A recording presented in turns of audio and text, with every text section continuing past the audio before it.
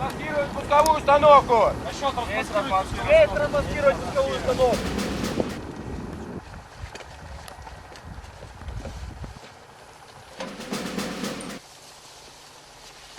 Первый готов! Бел!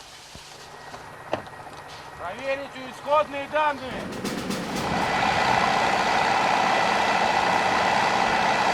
57 минут 49 секунд. О приведении подразделений в готовность номер 2. Командир дивизиона докладывает командиру бригады. Точно. С учетом времени на проведение режима пуска. Запад, направляющая норма. Я Марка. Марка, направляющая норма. Принял я. Запад.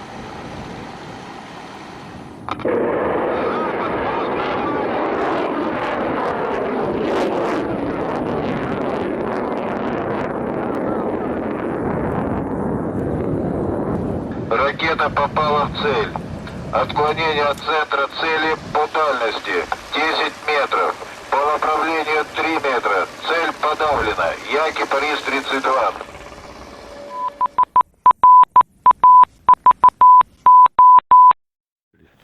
Меня зовут Николай.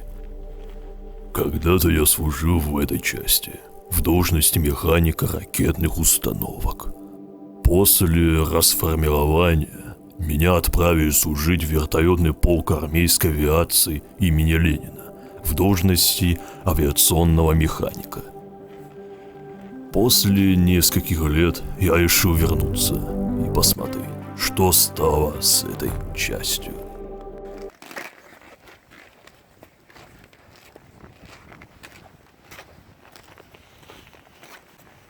Говорят, служба солдат – это легко и непринужденно.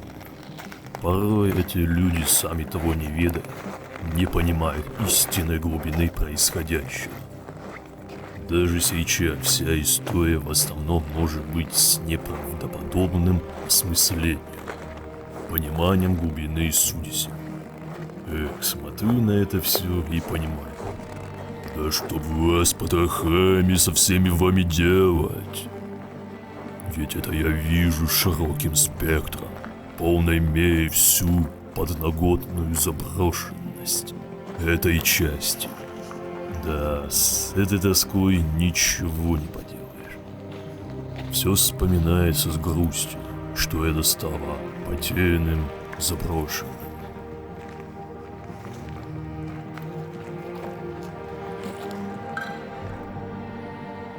Все ж путь времени продолжается, ведь эти умертвенные безжизненные груды камней и железа в будущем обретут вторую жизнь. Прохожущие все эти забытые, демонтированные здания, ангары, гаражей. Зима сейчас, везде снег, слышится хруст снега.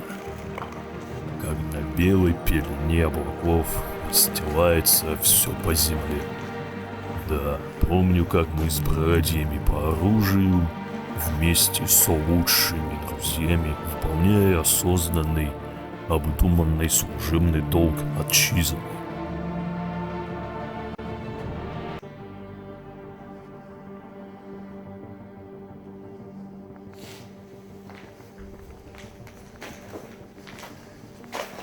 Как-то раз я познакомился с одним грузином в медпункте.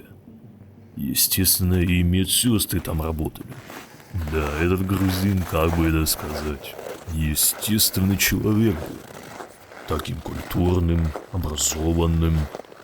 Однажды он мне сказал: «А тебя одну вещь скажу, только не обижайся. Дорогой мой старый, вместе столько пережили. а сейчас живем. Слушай, не обращай внимания на этих недоразвитых, понимаешь? Сохраняй свою естественность, развивай свой разум, поймешь, каково быть свободным человеком. Да, в процессе мы, конечно, с ним душевно общались, как в добрые времена. Да вот такой у меня друг грузин старый был. Служим в этой части в разных подразделениях, от дивизионов до ремонтной роты. Некоторые люди занимались ремонтом грузовиков, ракетных установок. Другие отрабатывали разные тактические задания от разных подразделений.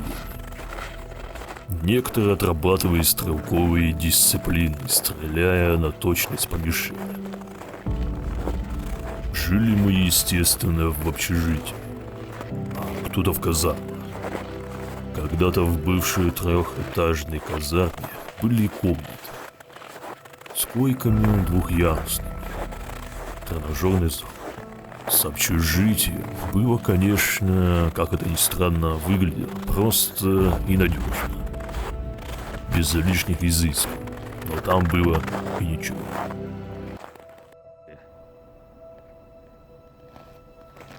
Через некоторое время встретился с полковником. Был он таким серьезным, хорошим человеком, воспитанным. Были другие, выше нас по званию, но характером были не лучше того полковника. Бывало дело, он пригрозил самому сержанту, что он его отправит в 3 наряда вне очереди и в гауптвахту. И как человека мы, естественно, его зауважали.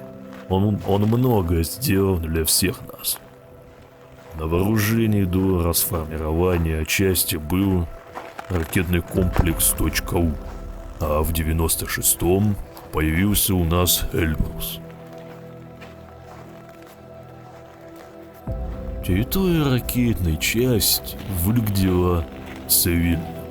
Здесь каждая важная мелочь был раем надежности и красоты. Асфальт, считай, везде был ровным, качественно сделан.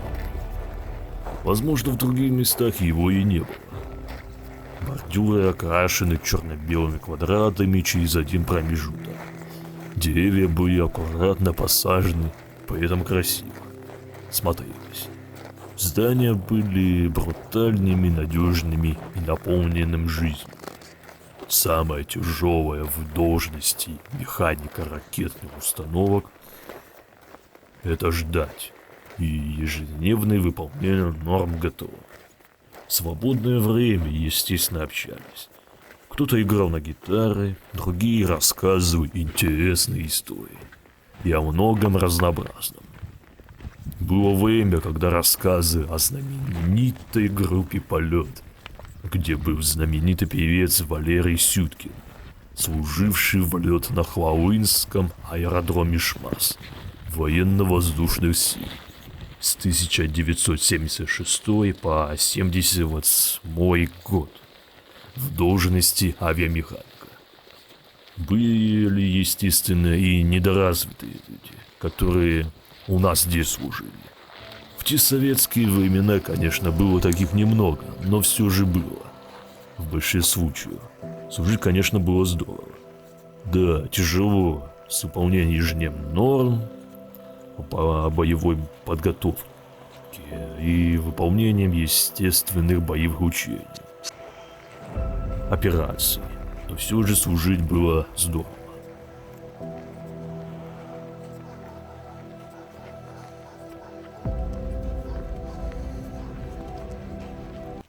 Есть вещи, которые не изменить. Каждая важная модная деталь со временем теряет смысл, а что-нибудь самое важное остается и поныне. Время не щадит эти конструкции и алчность людей, кто этого уже допустил. Время может быть подарком к стремлению построения, так и разрушением сделанных самих конструкций. Каждый вздох, дыхание, ощущение шагов по черствой земле. Как вдалеке слышу звук, заведенного двигателя, как озаренное напоминание о славе ракетной бригады, о цивильной особой культуре этой части с надежным, брутальным и наполненным жизнью стилем. Порой складывается ощущение безжизненной потери памяти наших возможностей, что ее лишились впоследствии наших мгновений.